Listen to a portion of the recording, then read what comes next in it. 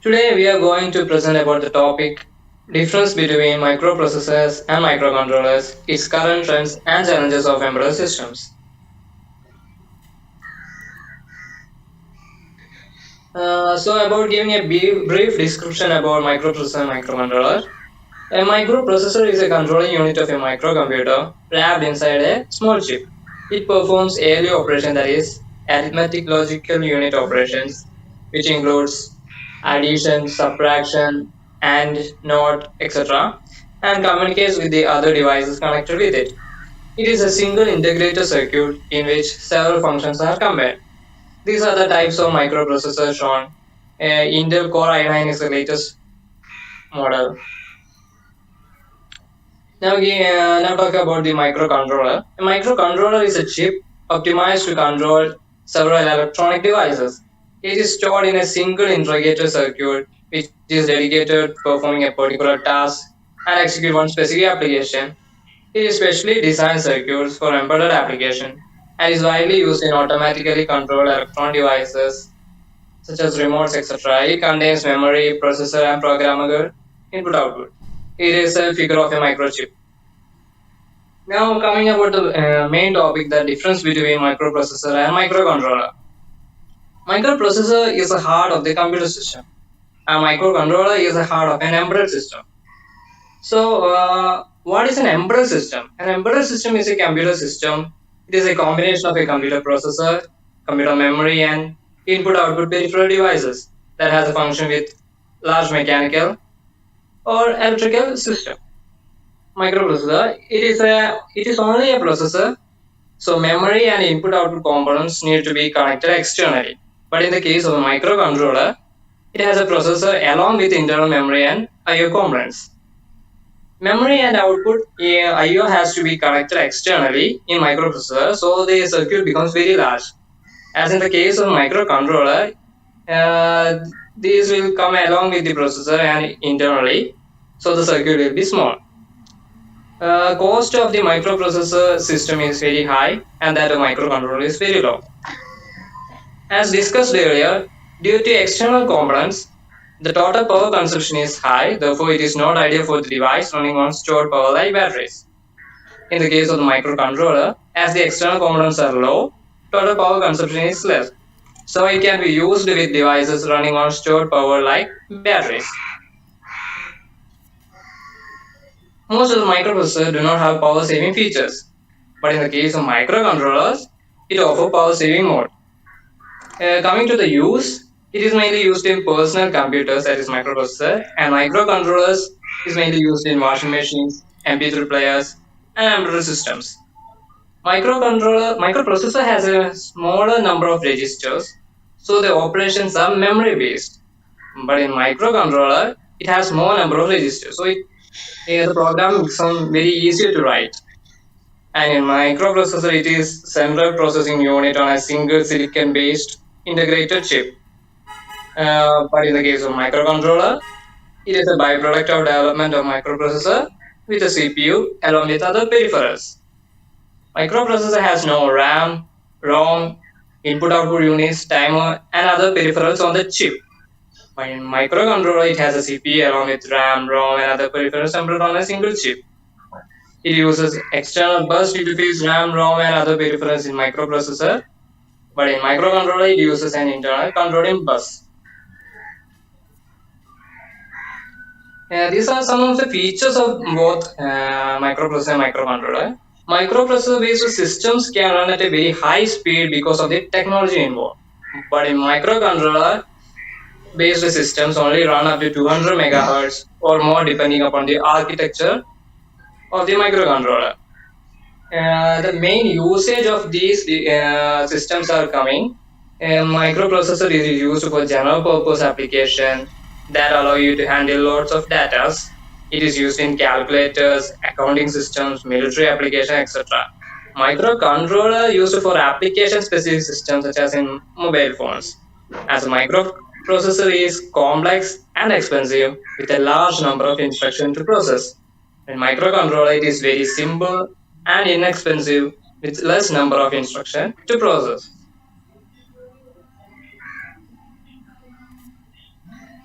Now, let's see the recent trends in embedded systems. With the fast developments in semiconductor industry and very large scale integration technology, one can find tremendous changes in the embedded system design in terms of processor speed, power, communication interfaces, including network capabilities, and software developments like operating systems and programming languages, etc. First, we can look upon the embedded system design in terms of processor speed and power. With the advancement in processor technology, the embedded system are nowadays designed with a 16 to 32-bit processor, which can work in real-time environment. These processors are able to perform high-speed signal processing activities, which resulted in the development of high-definition communication devices like 3G mobiles, etc. Also, the recent development in VLSI technology have paved the way for lower power battery operated devices, which are very handy and have high longevity. Next, this item is the communication interfaces. Most of the present day embedded systems are aimed at internet based applications. So, the communication interfaces like Ethernet, USB, wireless LAN, etc., have common resources in almost all embedded systems. The development in memory technology also helped in porting the TCP Internet Protocol stack and the HTTP server software on the embedded system. Such embedded system can provide a link between any two devices anywhere in the globe. Next name is the operating system. With recent software development, there is a considerable growth in the availability of operating system for embedded systems. Mainly new operating systems are developed which can be used in real-time applications. There are both commercial real-time operating systems like VxWorks, QNX, Windows CE, and open source RTOS like RT Linux, etc. The Android OS in mobiles has revolutionized the embedded industry. Next, the current trends in programming languages. There is also remarkable development in the programming languages. Languages like C++, Java, etc. are now widely used in embedded application programming. For example, by having the Java virtual machine in a mobile phone, one can download Java applets from a server and can be executed on your mobile. In addition to these developments, nowadays we also find new devices like ASICs, that is application specific integrated circuit, and FPGAs, that is the field programmable gate arrays in the embedded system market. These new hardware devices are popular as programmable devices and reconfigurable devices. Now let's move to the topic challenges of embedded system. First one is amount and type of hardware and software needed. Optimizing various hardware elements for a particular design. And we know that embedded system comprises of hardware and software.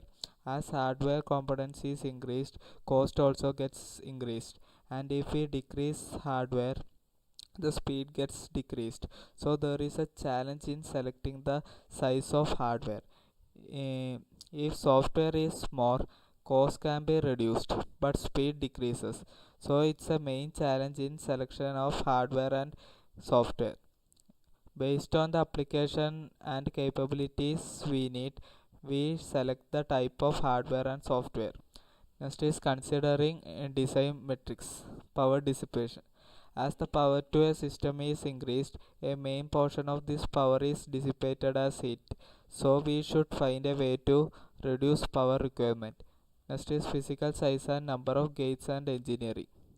Physical size in the sense, if we implement more hardware, it increases the physical size, weight as well as the area requirement. So we try to make physical size as minimum as possible. Next is prototype development and manufacturing cost.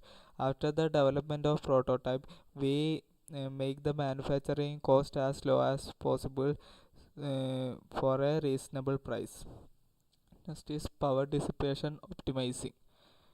Power dissipation destroys the hardware, so we should reduce the heat generation. If the processor clock rate is reduced, the power requirement as well as the heat dissipation is reduced. Operating voltage reduction. We should provide minimum operating voltage for the working. It leads to uh, low power dissipation. Next is disabling or controlling certain units when not needed. It also leads to save the power. Next is process deadlines. Challenge in reducing cost by meeting deadline of all processes in the system while keeping the memory power dissipation processor clock rate. We should keep a deadline for the cost, so for the manufacturing we should not exceed that cost. Next is flexibility and upgradability. Ability to offer the different version of product for marketing and offering product in advanced versions later on. When we make a particular product, we should be able to release its updated versions of that particular product, and we should be able to correct the bugs and launch new versions. Reliability and safety. Designing reliable product through testing, verification and validation is a challenge. We should assure its safety. It should be certified by agencies that it is safe and reliable. Time to prototype, time to market. Time required to build a working version and time required to develop a system so that it can be released and sold to the customers. We should keep a deadline to manufacture, and for marketing we should be able to manufacture and market it within that time. We should stick on to that time. Testing, verification and validation. Testing to find error and to validate that the implemented software is as per the specification and requirement to get reliable product. uh, First we keep some specification and requirement during the prototype manufacturing. This should be verified and tested. Thank you.